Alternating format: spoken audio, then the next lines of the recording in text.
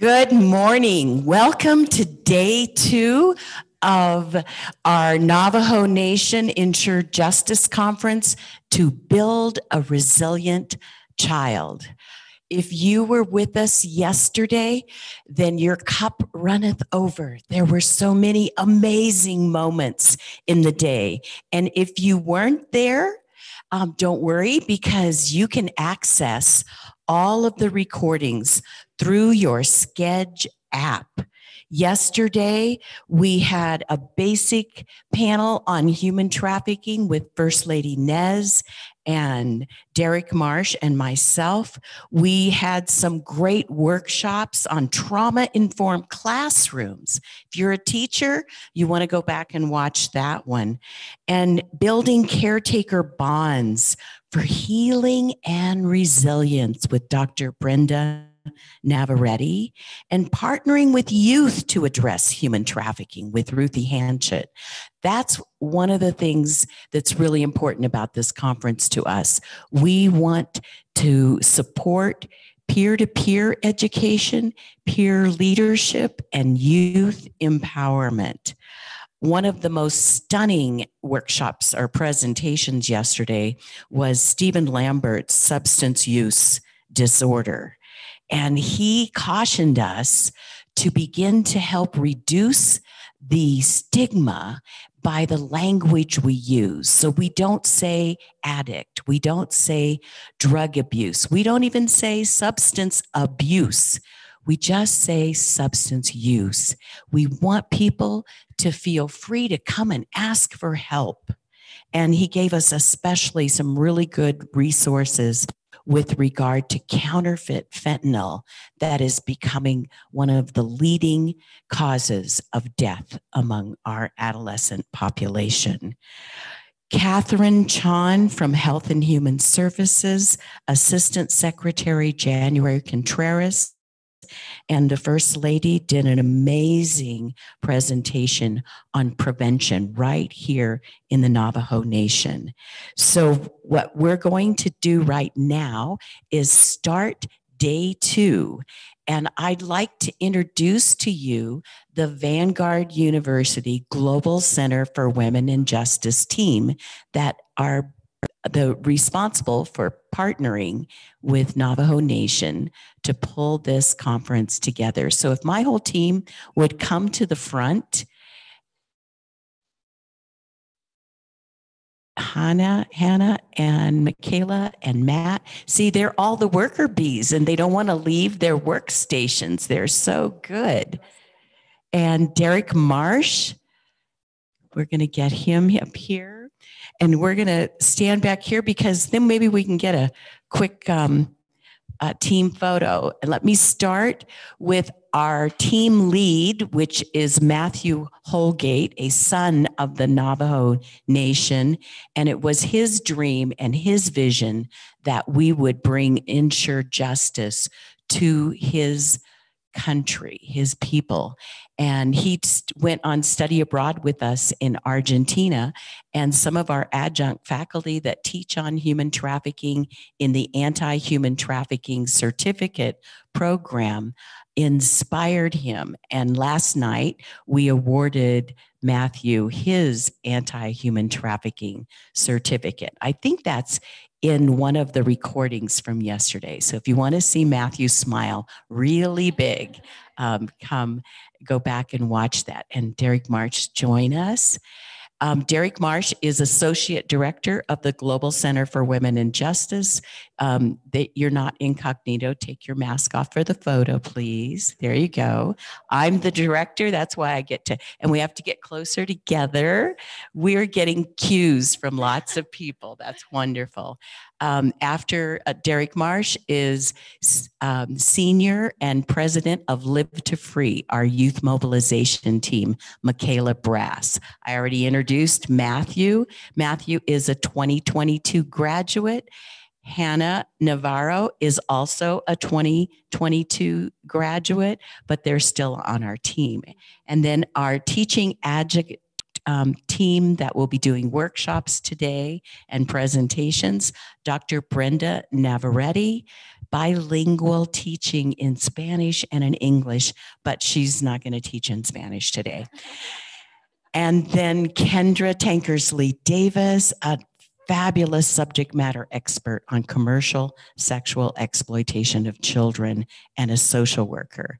And then Alicia Zayas, who is working in education, has a social worker license, and has worked with child welfare as well as our schools. And then Ruthie Hanchett, who is the Live to Free coach and adjunct teaching human trafficking at Vanguard. So let's all smile and this is the only time they're not on assignment. They have to stand up here.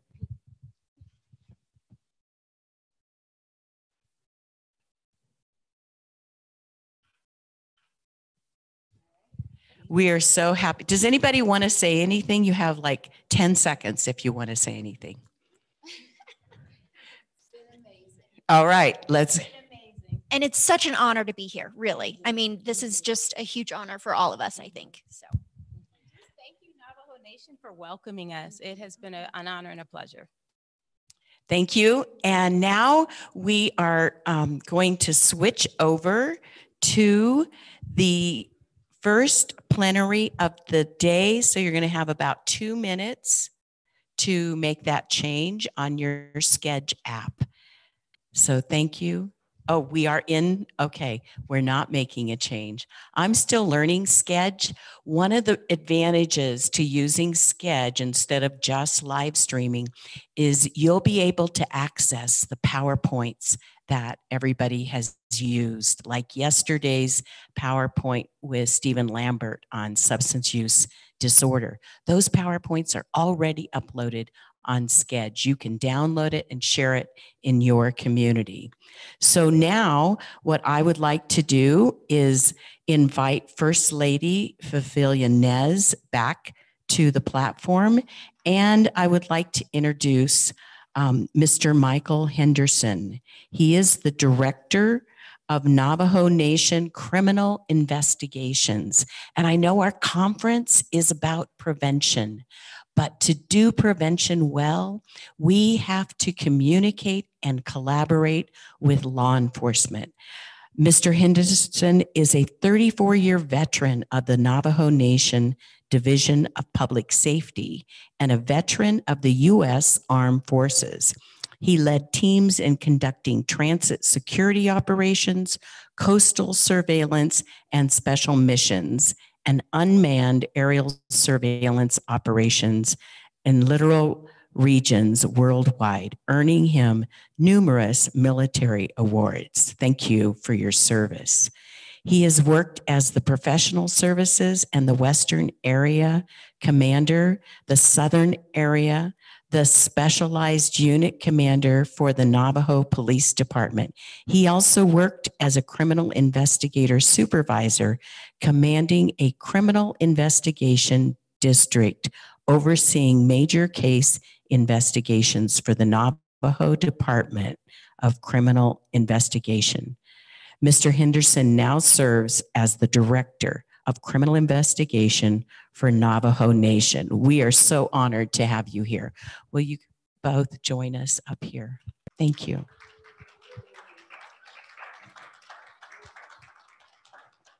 And whoever brought the Starbucks coffee, yay, thank you. And I'd like to ask you, First Lady, to start.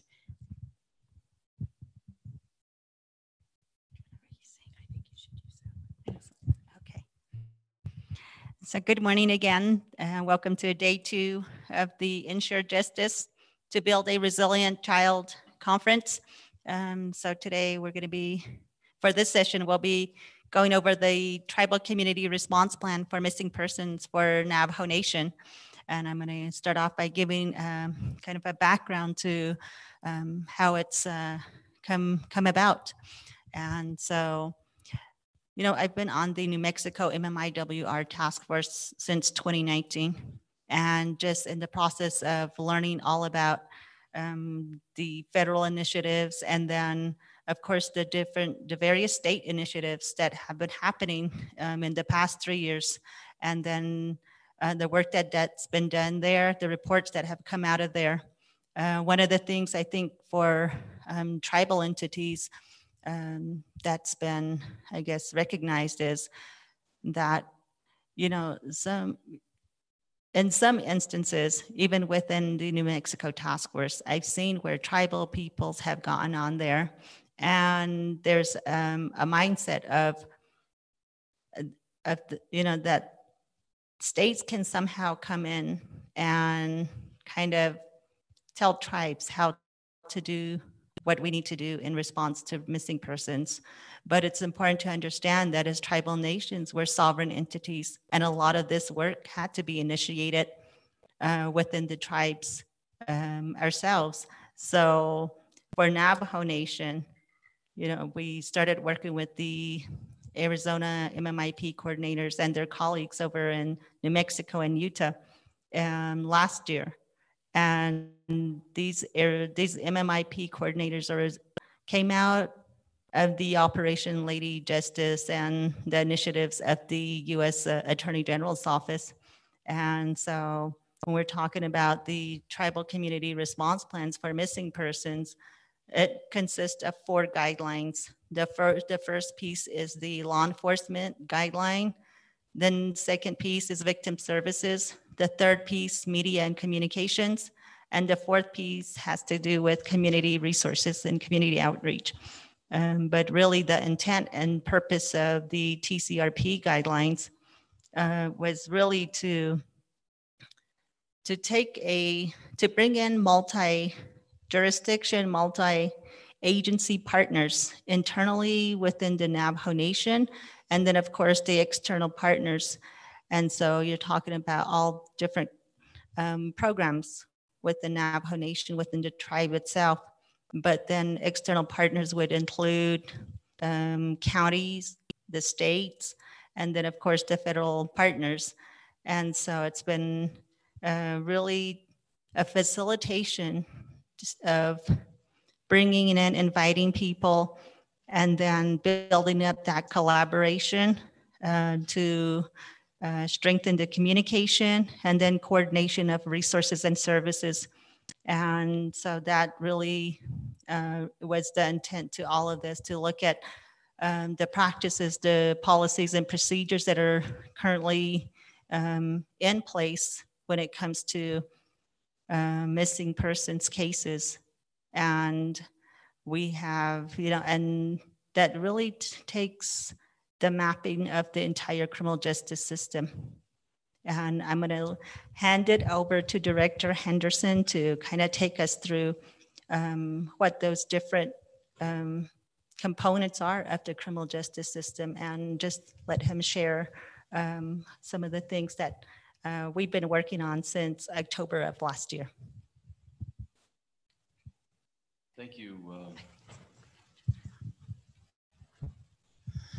Thank you, First Lady, the faculty from the Vanguard staff, and I appreciate the opportunity to be here, and I certainly appreciate the Division of Public Safety being considered to be part of this conference.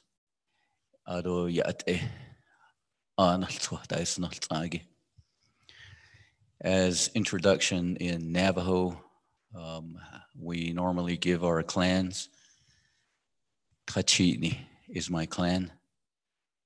Ado Eyad, my Deshkijni, those are my fathers. And Kachitni are my grandfathers.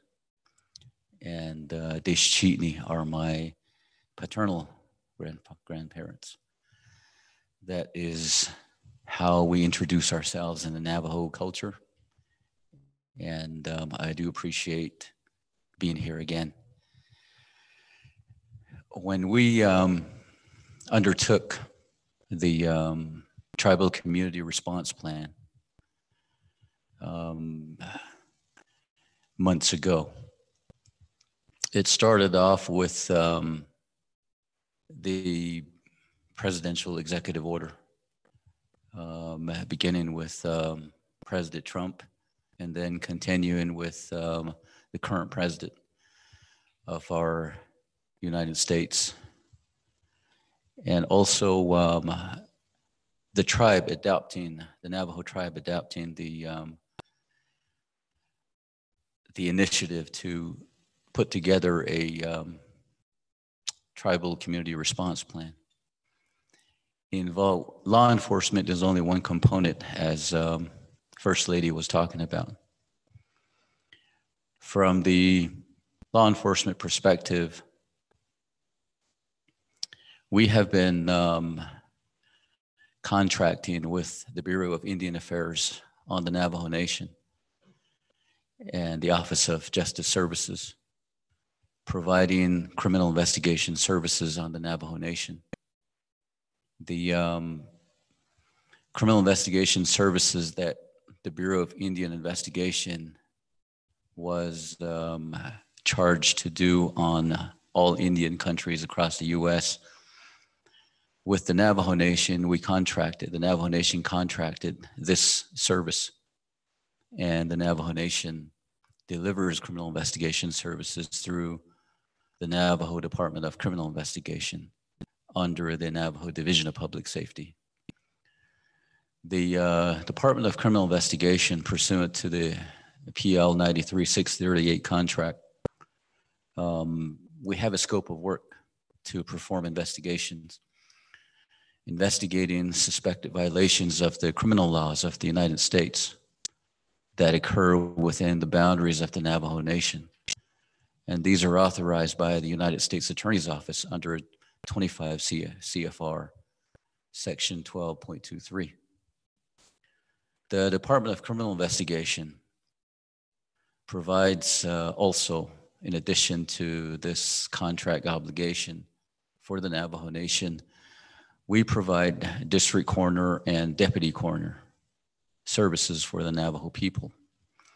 And that is pursuant to tribal laws. And in addition to providing these criminal investigation services under contract. In 1994, the Navajo Division of Criminal Investigation, or Department of Criminal Investigation, and the Federal Bureau of Investigation, the FBI, launched Operation Safe Trails. And that eventually turned into Safe Trails Task Force, the STTF, currently on the Navajo Nation. This joint effort increased investigative coordination, targeting murder and violent felony assaults, including those stemming from domestic violence. And based on the existing relationship, not only in the investigation phase with the FBI, but also in the prosecution phase with the United States Attorney's Office at each of the districts in 3 states like Arizona, New Mexico, and Utah. And this goes towards the TCRP, the Tribal Community Response Plan that we are putting together. The TCRP enhances even further this relationship that we have with the federal government. As the First Lady mentioned, it also extends to our relationship with the state law enforcements, the county law enforcements, the municipal law enforcement that are surrounding the Navajo Nation and other states. So the FBI has been a great resource in and outside the Navajo Nation. The Department of Criminal Investigation is limited to the exterior boundaries of the Navajo Nation. And this has been particularly highlighted by the pandemic past couple of years. And the resident agencies of the FBI outside the Navajo Nation, in other cities and other states. When we on the Navajo Nation develop a lead that is perhaps in other cities, in other states outside the Navajo Nation, we can send that lead out to the resident agencies of the FBI, for example, out in Los Angeles or out in Washington State, Seattle, or out in the eastern states, anywhere the leads take us. We can reach out to these resident agencies of the FBI and have the special agents in that area go out and knock on doors on the addresses that needs to be checked out at these distant cities and outside the Navajo Nation, different states. They can physically knock on doors and verify these leads that we develop on the Navajo Nation, say on a missing person case. We can extend these leads out, and they have been very helpful. And also the resources that they bring to assist us here in our investigations. They have contacts in other states where they can tap into either the motor vehicle division or the state trooper's office to track vehicles with these street cameras, checking on the vehicles, checking on license plates. If a vehicle is, if we have a lead that a vehicle left the reservation and is headed west or headed east or maybe up north or down south outside the reservation, we can use these resources to tap into those road cameras to look for these vehicles that had that we're interested in finding. And also resources such as tapping into cell phones, triangulating cell phones, tracking cell phones of individuals that may leave, that we're interested in, that are leaving the Navajo Nation, outside the Navajo Nation. And also resources where we can tap into the social media accounts. Our persons of interest, we can tap into these resources to find where other places that they may frequent that might help us in finding individuals that we're interested in looking for, and finding them. These social media, tapping into the resources, through the resources, we can tap into these social medias to find individuals outside the Navajo Nation or even inside the Navajo Nation that we can, we have successful cases on particularly missing persons where we did find individuals by tapping into persons of interest social media accounts, have given us locations where they frequent and checking those places and finding our missing loved ones. As far as our relationship and the Department of Criminal Investigation and the FBI, we respond to reported missing persons, especially where the disappearance is under suspicious circumstances. And the amount of information known to law enforcement about the report from the get-go on the missing person during these initial reporting is what drives the mobilization of federal agencies, other tribal agencies, state agencies, and also the counties, and also the rest are communities and many stakeholders. The interest groups from local areas, and a lot of these policies and guidelines had been worked on and had been developed with these interest groups that are willing to help in locating or looking for these missing individuals from the onset. They have been pretty helpful. The TCRP enhances these our abilities and these resources into putting it down in writing and putting it in a comprehensive context to where we intend to announce to not only the Navajo Nation communities, not only to our people, but to all our neighboring counties, all our states, and all our federal partners, that to give them something, a guideline, some procedures as to how we operate when it comes to Navajo Nation, addressing Navajo Nation crime rates that are associated with these missing and murdered Indigenous people. One of the things that, one of the components to the TCRP, the Community Response Plan, is the Victim Witness Advocate Services.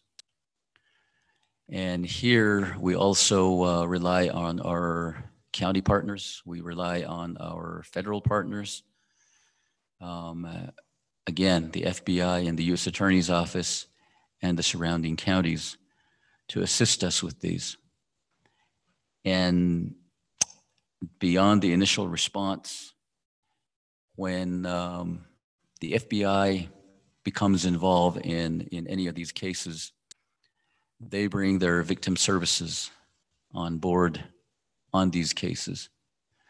When it comes to federal prosecution of these cases, then the U.S. Attorney's Office brings on board their victim services. At the tribal level, we have our social services that have their victim services that address domestic violence, that address some of the domestic issues at the local level.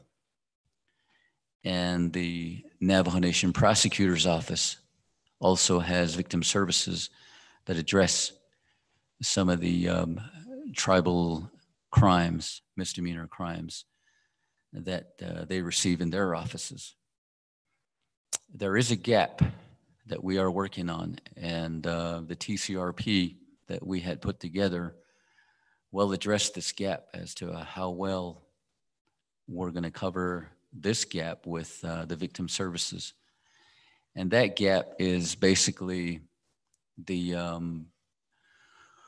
where the tribal prosecutors victim services leaves off, and where the social services victim services leave off before the FBI victim services pick up the case, or before the United States Attorney's Office victim services picks up the case. There is that gap that is missing, covering for the victim services to cover.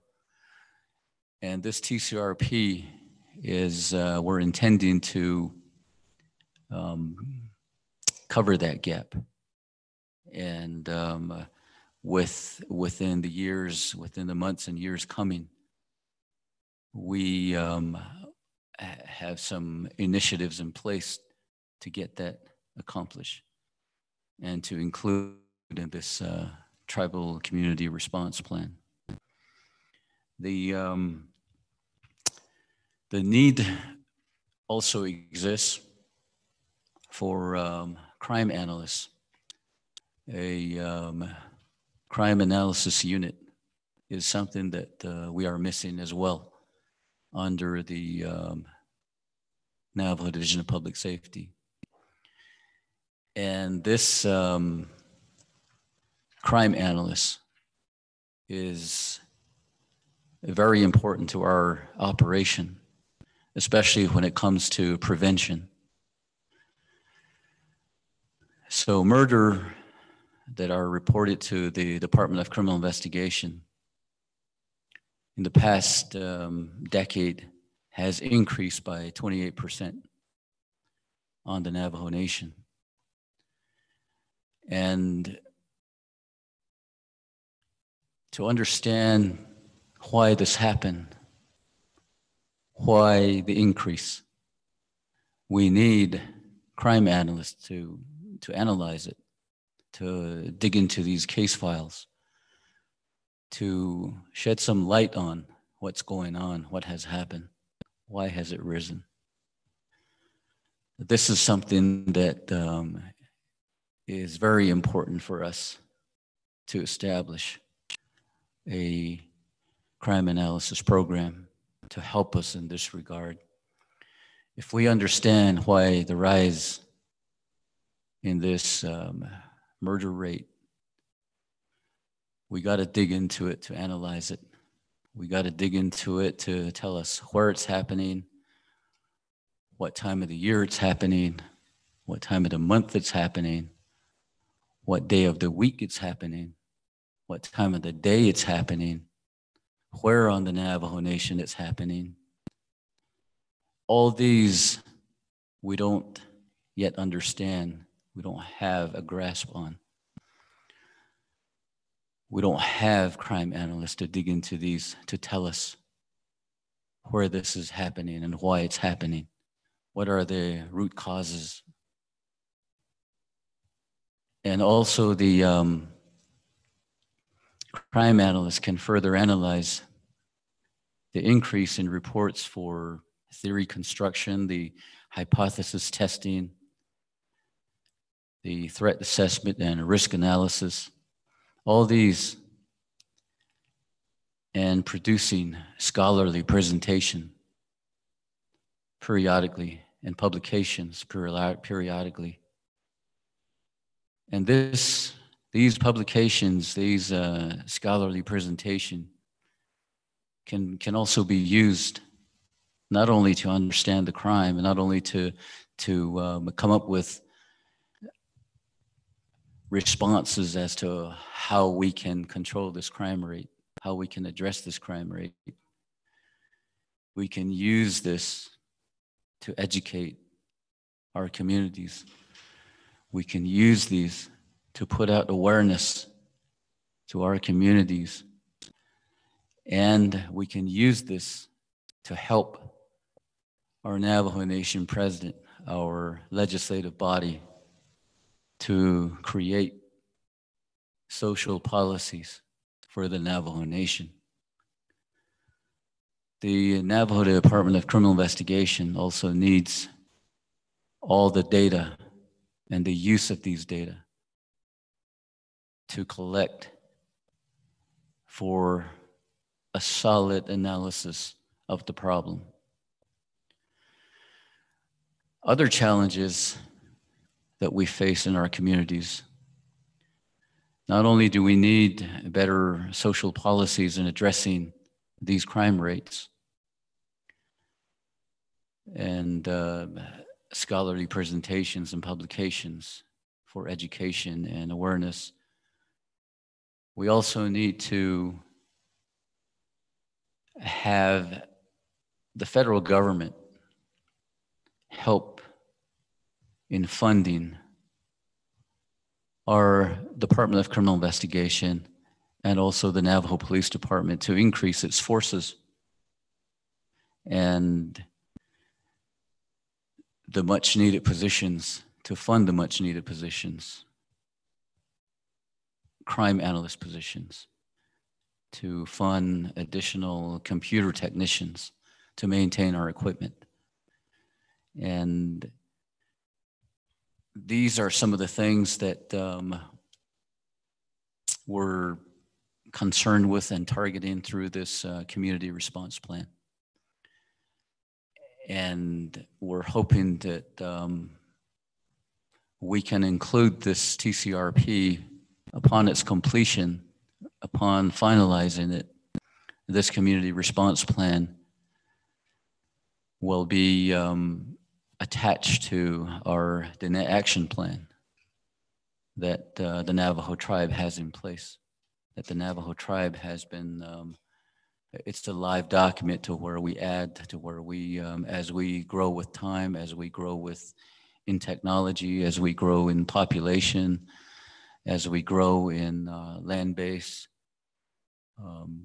we're hoping and we're targeting that all these will be included in the tribal community response plan that we are near finalizing. So all the components put together, this is just one piece of the TCRP addresses, which is under the law enforcement program on the Navajo Nation. So I'm going to turn it back over to First Lady, and we can probably further discuss a bunch of other stuff if it comes up. Thank you, Director Henderson, for covering all of that. That's a lot of information. And, you know, working with the TCRP, it really does have a focus on the prevention and the reduction of crime rates, as he mentioned. And then, of course, everything from the public safety, criminal justice standpoint. And really, I guess, at the heart of it all is really the prevention aspects of it. I think everybody knows, in every family, we don't want, you know, I don't think anybody ever intends or wants their child to ever be involved in the criminal justice system in the first place. So really, that's the end goal to this. And so that would be the link. And then the linkage between human trafficking and missing persons. I mean, the whole conference is on human trafficking, right? The prevention of human trafficking. And there's a linkage between that and missing persons, and maybe even unidentified persons as well. And so just the mapping of the criminal justice system with everything that was covered by Director Henderson, that is really the overall efforts of the TCRP. And then also really honing in on the importance of the national databases. That's another important item to all of this as well, and how that gets utilized and why it's so important for tribal nations and tribal peoples to get a good understanding of what that all entails, because when it comes to especially unidentified persons, that's where that comes into play. But yeah, and within the TCRP and the final reports, there'll be recommendations to every section. So it's not just going to be, it's just like he said, it's a fluid document. It's going to be, it's a living document. It can be added on to, and it's something that we're hoping will be, all those recommendations over time will be kind of checked off, and it's, I guess, trial and error from there. But I can tell you right now, the most important piece to this is really making those connections between the different offices. And some people maybe have yet to actually meet each other in person or even make that connection to get to know one another. That's been a very crucial piece to all of this. And so I'm going to give it back to you, Dr. Morgan. So okay, hang on to the microphone. Okay. I think you guys are going to turn this one on. And I saw yes. 1, 2, 3.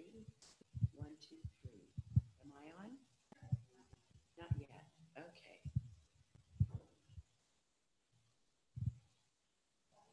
1, 2, 3. Now, are we connected?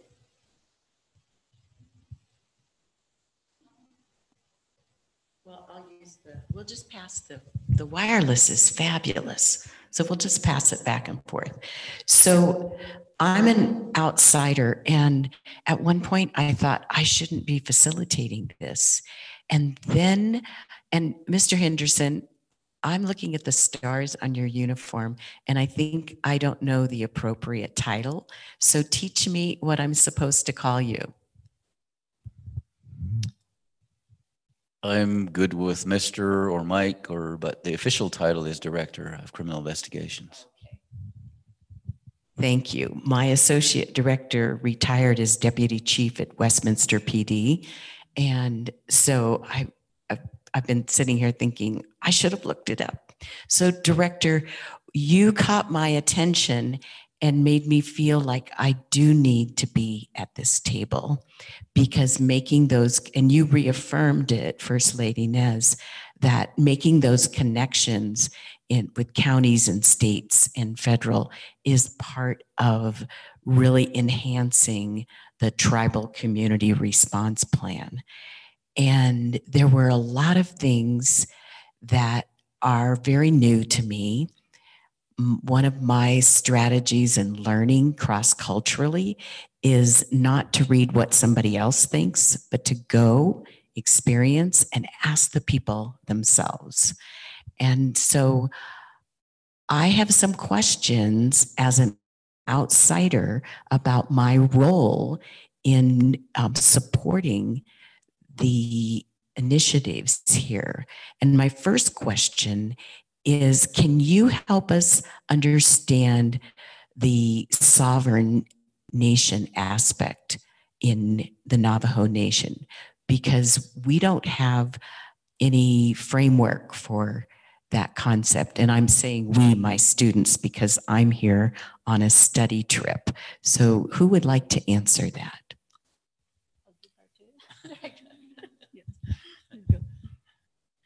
Yes, ma'am, and I do appreciate the question. I relate to that because on all my deployments overseas, being in a foreign country, I can relate to that feeling that way and thinking, you know, I'm an outsider and adjusting to the country that I'm in and their culture and their beliefs and their way of doing things. So I appreciate the question. What the sovereignty brings to us is basically that it provides us Navajo people the opportunity to self-government, to self-governing ourselves, to give us that opportunity to be self-sufficient, to get to that stage, to be one day to be self-sufficient, one day to be running our own country, running our own nation. So we're kind of like a nation within a nation, with our legal system. It's like we have the very basic of our legal system, the very basis of our legal system that we have as our criminal justice based on is our fundamental rights, the fundamental rights of the people. This fundamental rights is basically just the fundamental of what is right to the people, for the people. It's based on cultural understanding. It's based on a verbal history. It's based on the ceremonies. It's based on all these various types of the Navajo way of life, the corn pollen, the yellow corn pollen pathway of life, the rainbow way of life. All this fundamental laws are coming from there. The oral history of how the people had established themselves within these four sacred mountains that we live in. So everything else is built on top of that. Everything else that comes in modern time, all the statutes, all the federal statutes, all the Bill of Rights are based on this fundamental laws, the cultural aspect of it. To grow, to be the people that the net people, to be the self-sustaining and self-sufficient at someday, with the adjustments of the influence of the Western culture, with the influence of all that we are, all that come on to the Navajo Nation. So I hope that kind of answers the question. I mean, we can, a lot of these we learn about in the prayers and the songs and the rituals that go on the Navajo Nation, whether it's seasonally or whether it's whatever kind of ceremonies that do exist.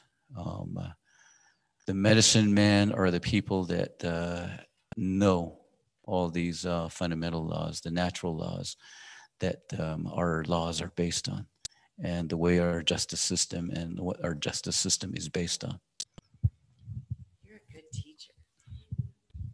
You're a good teacher. I forget. They can't hear me if I'm not on the microphone. First Lady, do you have any remarks? You know, I just want to add, for tribal nations, there's over 500 tribes across the United States.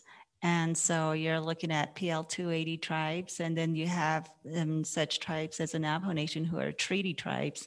And then there's other ones who are non-federally. That's a state recognized tribe.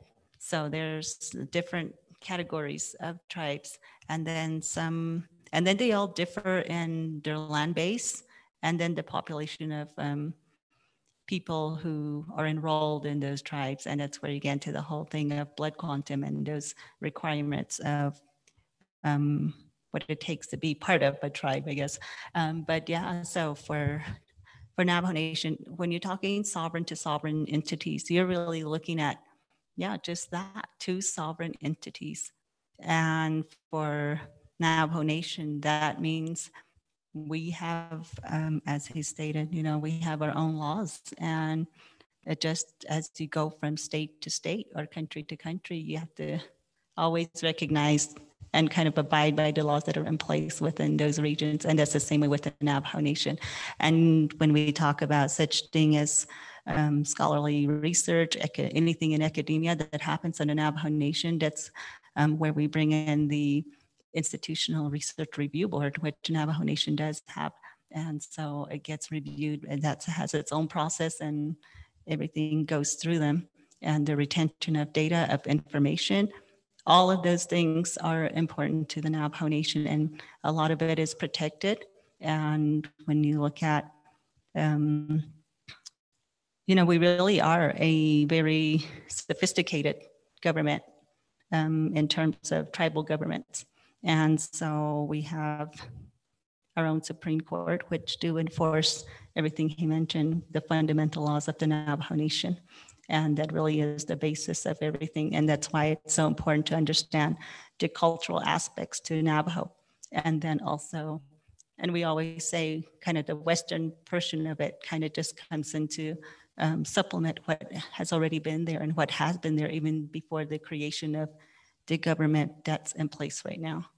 So that's just, I guess, an easy way to kind of explain it. That's wonderful. And year before last, you gave us a lesson during Ensure Justice when we did our Vanguard Ensure Justice all online. And even though we're a very small team here making this virtual, at least we get to do our workshops in person. So I'm grateful for that. So when I think about that, for me, I lived in Europe for many, many years. And before I went to Europe, I had to get an international driver's license. And I had to sign that I understood I had to follow the laws in whatever country I was driving in. I didn't get to take my laws and apply them to another country. And so before I entered another country, it was my responsibility to find out what is the speed limit, what side of the road do you drive on. I can't go to Great Britain and drive on the right side and say, well, I'm an American, so I can do this. I have to learn the way there. And so I think, Director, you kind of gave me a clue about how to learn. My first visit to the Navajo Nation with our students and our team, we had a wonderful guide because Matthew and his family helped us. But if we are to be partners in building these connections outside, we have to build ways for outside to learn how to behave when we're in a different legal structure and cultural structure. Just like getting an international driver's license, you have responsibility. And I think understanding that now makes me one of your partners because I'm going to be really focused on communicating when I go back how important it is to understand the concept of sovereignty. I just read over it before, honestly. I'm just being really honest. So this was really helpful. My next question is about, Director, your focus on crime analysts. And because this is a human trafficking conference and our focus is prevention, it's also on identification. And I still remember when I was the Orange County Human Trafficking Task Force Administrator and Derek Marsh was the chair, law enforcement chair, that we got a case because we had a criminal analyst, a crime analyst, who took all of that technical data, connected all the points that really it's hard to do on paper. She had a computer, she had technology, she put map over map, she put call outs, and we identified human trafficking victims because of that. Going on a call out and just looking, you couldn't identify that victim. So in looking at the crime analysts, can you help me understand how that fits First Lady's prevention agenda? And maybe you want to answer that. Yeah, she's ready. I think the way I envision utilizing a crime analysis program with under the Division of Public Safety with either criminal investigation or both criminal investigation and our patrol section is that I kind of touched up on it where if we understand the time of the year that this is happening, if we understand a lot of the causal underlying reasons why this murder is happening, why aggravated assaults are happening, why sexual abuse are happening. By the way, those are our top 3 crime rates on the Navajo Nation. If in order to understand and in order to implement any kind of a response to prevent these from happening, we need those crime analysts to dig into these cases to tell us why they are happening and where they are happening, and looking at breaking down the age group, breaking down female, male, adolescents, juveniles, children, elderlies, whatever the age groups, where we can understand, the home situation, if they have electricity, if they don't have running water, all these come into play, along with the educational level in the household. I lost my train of thought. I was thinking about something else, but along those lines, we can better understand, finding who are the most likely targets out there, who are the most likely to be to fall to these kinds of either human trafficking or any kind of exploitation. So a crime analyst unit is the way I envision of using that program is that's part of it in understanding, beginning with understanding what we're looking at and what we're dealing with. We can better put some preventive measures in place to prevent it, years down the road. And then just spending the past 3 years talking with law enforcement and CI, everybody under public safety, including emergency management. I mean, at some point you realize, especially when it comes to talking about education and prevention, that it goes beyond public safety. It becomes more into that's where you bring in the public health perspective. And because a lot of the prevention measures, when it comes to building in protective measures or, trying to intervene before any of these other things happen. I mean, all of that happens outside of public safety. So you're talking back about, well, where do we put in all these other programs? Where do we put in all these early intervention pieces? And so you're talking about schools, maybe other faith-based organizations. There's a lot more so when you ask the question, well, how do we partner in those aspects? I guess when it comes to prevention and education, you really do have a lot of people to kind of reach out to and partner with outside the law enforcement or criminal investigations or the courts or prosecutors. You don't necessarily have to be involved in the public safety aspects. You can, a lot of the prevention items would be happening outside of those arenas. And as mentioned yesterday, I always focus in on the home level, and of course, really bringing in resources to families, to parents or caretakers and guardians, and whoever's raising the children. And really, I think you mentioned education, housing is important. The other one was the employment. I don't know. I mean, we can just assume some things of why people engage in some of the things that they do.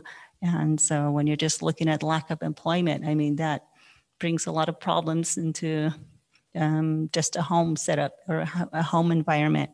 And then the lack of education, that's a huge aspect to all of this as well. And then, of course, not having permanent shelter as a child. I mean, you talk to any teachers across the Navajo Nation, they know that there's kids who don't have a designated place to return to every single day, or even having, consistent supervision by somebody that they trust who keeps them safe and provides the necessary items that they need in their development. So, and that's why I say when you look at it from a public health perspective, those early prevention intervention items are so important. You're speaking my favorite language. For those that don't know, I'm a pediatric nurse as well.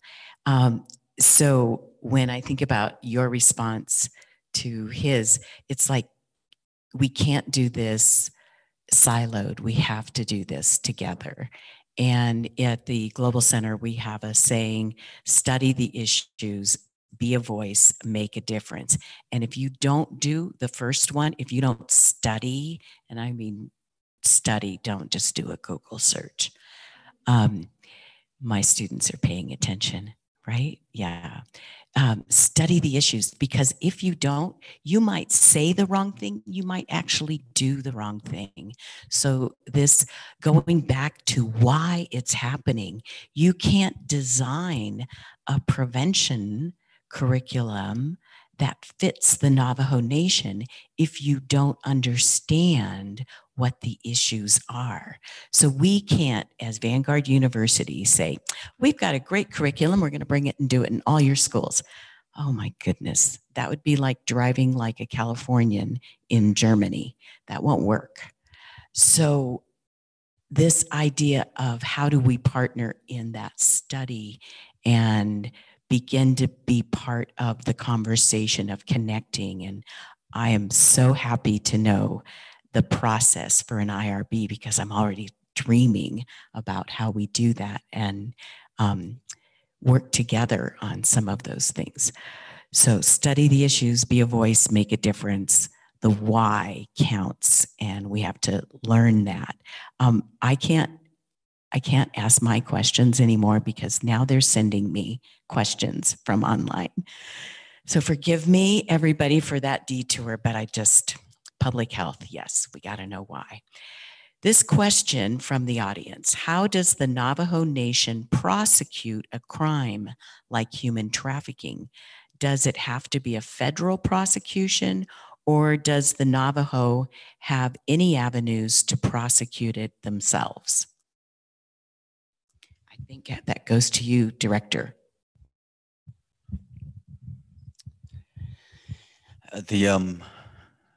The term human trafficking, of course, is in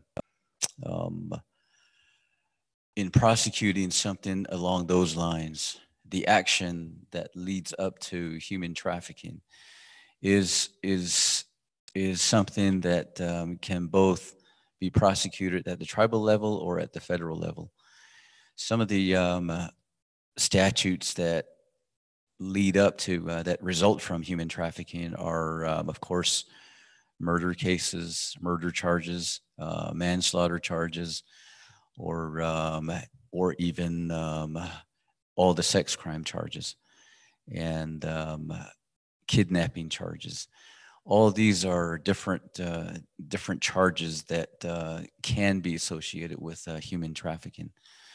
So all of these decisions on what kind of charge are we gonna apply here in this situation?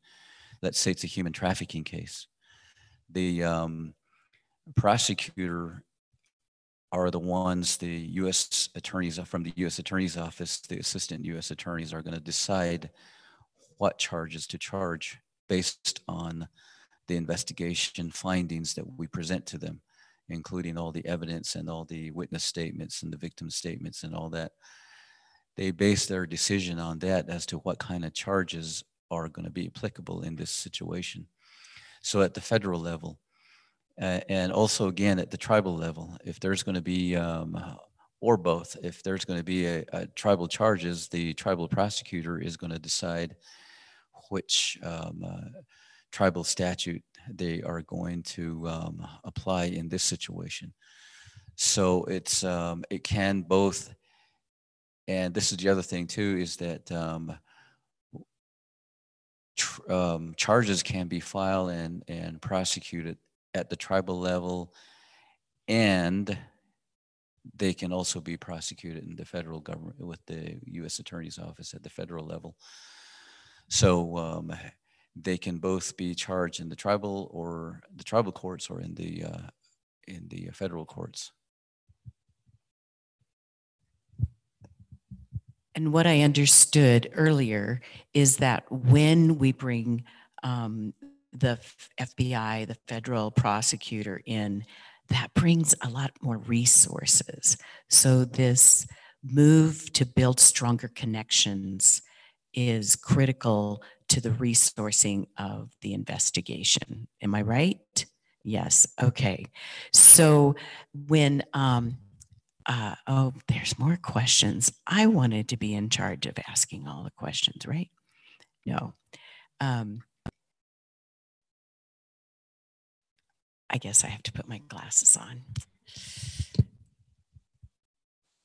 All right, here's the next. First Lady has emphasized the importance of healthy families to build strong, resilient children.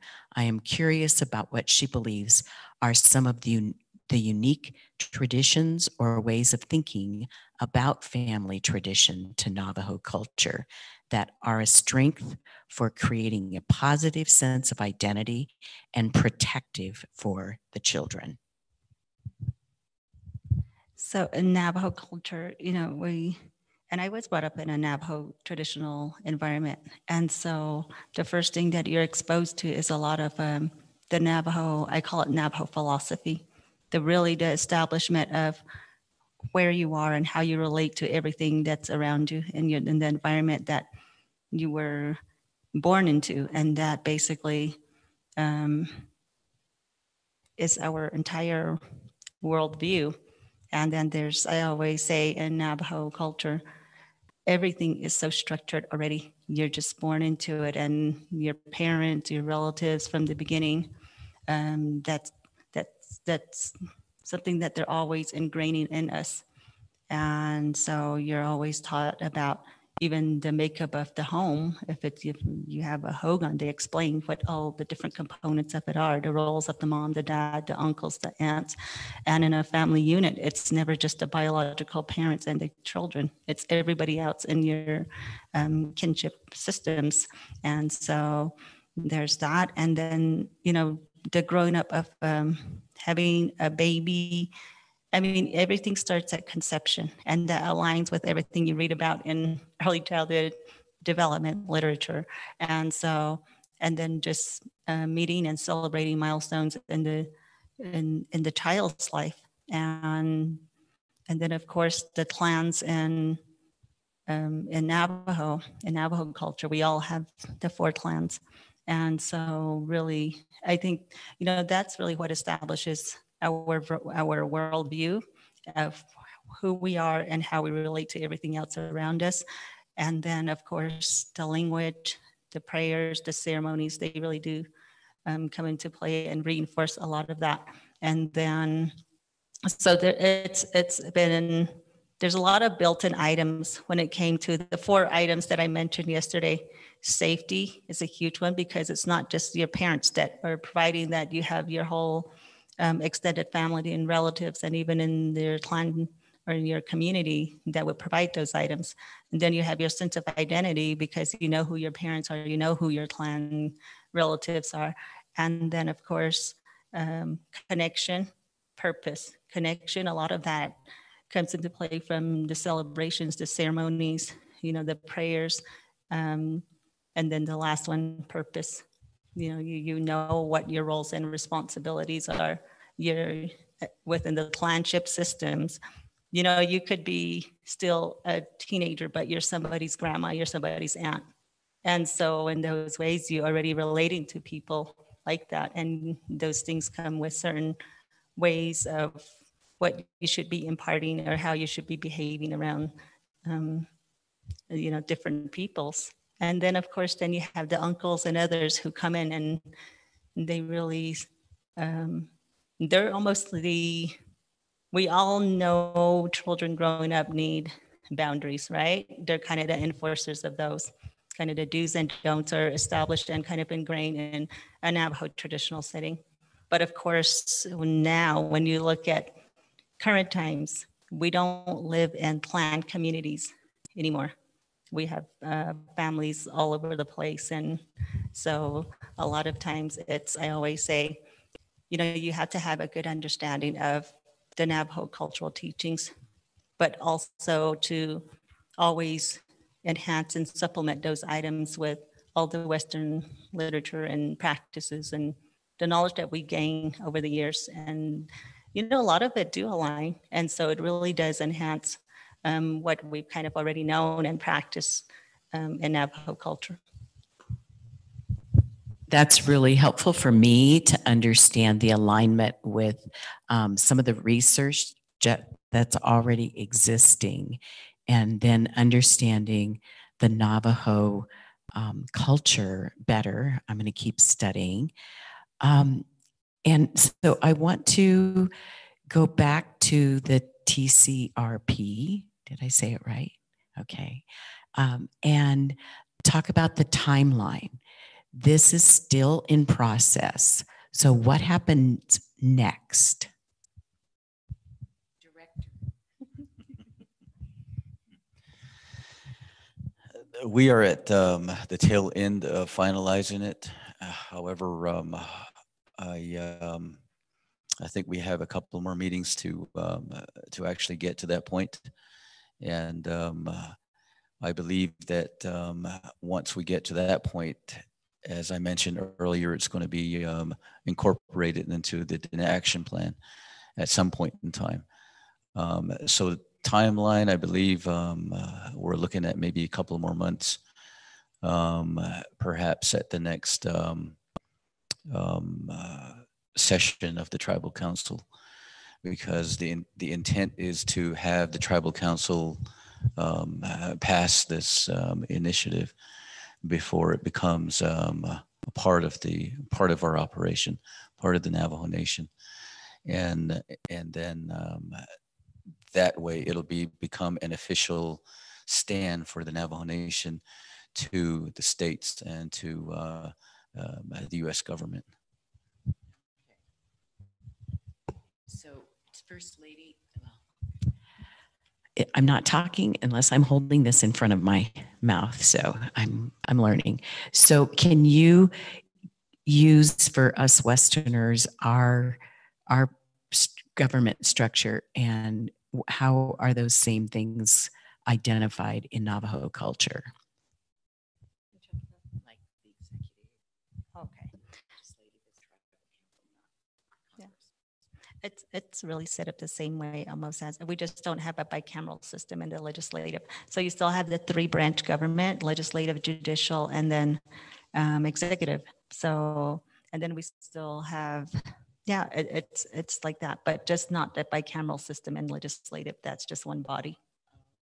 Mhm. And that's called the tribal council? No, that's the whole tribal government. So tribal council is basically the legislative. Okay. Mhm. See, We have lots to learn, and I'll have to take a test later. Okay, so now I'm going back to my notes, Director, and part of what is going to come out of this is guidelines for neighbors. And neighbors, I think I jotted down were counties and states, national government leadership. So what is entailed in those guidelines? Those guidelines are an invitation because of our sovereign status, we, the Navajo Nation, must make an invitation to these entities to come on to the Navajo Nation, to help, like say from the county, yeah, or from the states, and from other private organizations, like in our cases, the medical examiner's office, and some other outside programs, that the resources that we use from outside programs outside the Navajo Nation, they must have an invitation to come on to the Navajo Nation to assist. And because of our sovereign status. So all these guidelines that I refer to and the procedures that I refer to are how we do that, and when we do that, and who our points of contacts are at the county level, at the state level, and with the other entities that, that we need help from, other outside organizations. So we got to establish these guidelines and these procedures, how to do that at the spur of the moment, so that when there's an incident, and when we set up a command post, and there's going to be some flip charts that are at the command post, spelling out who the points of contacts are for these certain resources from the county, and what numbers to call, and who to get a hold of from the state for these additional resources that we might need from the state or from other agencies, from the other parts of the states or other states. So that's what I'm talking about, is establishing these guidelines and procedures for us to use on how to do that, and then having the those entities from the county, from the state, and other organizations respecting when they do step onto our land, when they step onto our forest to assist us. So that's basically what that is. I love the advice for respecting. That's wonderful. Do you, and kind of tag teaming into that, we've briefly mentioned interest groups, NGOs, nonprofits, faith-based communities. Do you have advice for those? Because they don't usually have an understanding of many of the law enforcement guidelines and things like that. And they have good intentions, but maybe they haven't done a good job of studying the culture first, but they want to come in and help stop human trafficking. They have curriculum that they've developed, and they want to bring it in, and they have the resources, they have the people, they have the money, but it may not be a good fit. Do you have some advice for them? And either of you can answer that. So what that reminds me of is that currently we have these, let me start with our law enforcement partners from the county, for the states, all the 3 states, Arizona, New Mexico, and Utah, and all the counties within these states. that we rely on for resources, to bring resources at these critical moments. What we have in place for them is these cultural sensitive trainings ahead of time.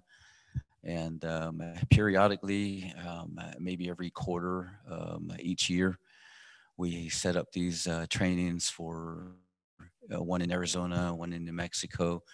We have another one coming up in Utah here pretty soon, where we bring in our these law enforcement agencies from the county and from the states to we present. I have a PowerPoint that I go through with them and in teaching them about the culture, teaching them about our history, the not only the people's history, but also the history of the Navajo police and how we were established and how we've evolved since 1868. So that's one of the things that we do, and that's also we extend it to other like the non-government organization you mentioned, and we also I use the same PowerPoints in teaching our academy class. So we present it to our new officers that are training in the academy to become police officers for the Navajo Nation, and I present that same PowerPoint to our counterparts around the counties and the states. So like I said, that is extended, that same training is extended to other organizations, outside organizations that are interested in, we don't shove it down their throat. We got to, just invite them and let them know that it's here and that it's available if they choose to learn about it. And then just to add to that one, I think, there's four guidelines under the TCRP. Law enforcement is involved in every one of these, and they'll probably house all of these. But the last portion, the community resources portion, that's where all those other non-public safety items, well, that's in there. So basically that would be probably a list of organizations and designating who their point of contacts are and what type of services they have to offer if they're ever needed. And so that would be there as well. But like you said, I don't, and I defer to him a lot because in my role as First Lady, as I try to explain to people, I'm not a cabinet member, I'm not a division director, I'm not an administrator. So I always defer that always back to the programs and to, and I think that in a lot of ways, that's how any other non-governmental, non-executive, or non-Navajo Nation governmental entity needs to always kind of be in the spot that I am. You always have to defer a lot of those things back to the Navajo Nation entities and those in authority to say yay or nay and decide whether or not who to engage with in pursuing some of these efforts. That's very wise counsel. And I want to make sure that the next time there's a cultural sensitivity training, I can sign up.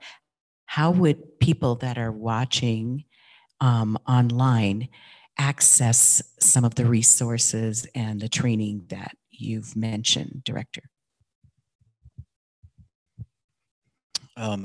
Unfortunately, I didn't bring the contact information, but we have Sergeant Wallace Billy with the Navajo Police, who is our point of contact to set up those kinds of requests. Either us doing the presentation or when we need presentation from, for us. So he's our point of contact is Sergeant Wallace Billy. I don't have his contact information. I'm sorry, I wasn't anticipating that question. Okay.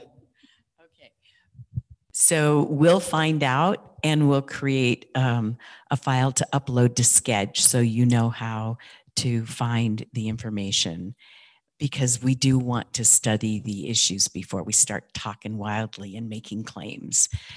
We want to be respectful. Okay, so I just saw the time. You each get 60 seconds for your wrap-up comment, and I'd really like you to kind of cast some vision for us about what we can expect when this is officially rolled out and how it will improve the safety for the children in the Navajo Nation. When the tribal community response plan rolls out, what I envision is that educating the people, educating our people out there at the where they live at. And I really appreciate and applaud our First Lady to bringing the issues back to the home. And beginning back at the home. And that's pretty much from law enforcement perspective in my 35 years, you know, that's where the problem begins, is at the home level, and the education, the discipline, the functionality of the home. And that needs to be addressed, that needs to be, and I'm hoping that this TCRP will come to shed some light on that further in furtherance of what our First Lady is trying to do, and what I envision and trying to do in preventing crime and preventing crime rates from going any higher than it has been. And as the TCRP strengthens the entire processes and maybe bring in more resources, and really, I guess, in our prevention efforts, we really want to get to the understanding of why these things do really happen, why and how they happen, what are the contributing factors, who are the populations, and then to really build a plan around that. And that's, I guess, our biggest, that'll be our biggest aha moment, I guess, when the day comes when we can really see that information. And as was, you know, he mentioned the top three things, the top three crimes that are being committed on the Navajo Nation, even coming to an understanding of that and why those things are happening. And I think a lot of the prevention strategies will be, and even in terms of funding strategies, they're going to be developed around those. And that's where the DNA action plan comes into play, because we're talking about human trafficking here and missing persons here. And that's just one of the items under one of the priorities under DAP. But then you have everything else in there: substance abuse, suicide prevention, and then other items that are noted in there. And so TCRP to me is it's just one little component of it. But when you look at the entire system, and then how we behave, I guess it really will give us a landscape of the criminal behaviors that occur on Navajo Nation. But what we're really going after is the answer to why they're happening and how do we prevent those things from happening. So we're not just building a bunch of correctional facilities or strengthening laws and all those kind of things. I know people want to stay in the, we don't want to keep building new positions in the criminal justice system. But I mean, we should be putting more effort into building stronger families and communities. That is exactly the perfect spot to end this session. This has been really informative.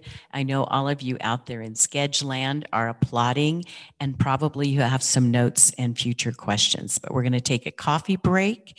We'll come back in about 20 minutes, and we're going to start with looking at what is happening in the literature at large on adverse childhood experiences and the response of building resiliency. So come back and join us soon. Thank you so much to the director and to First Lady Nez.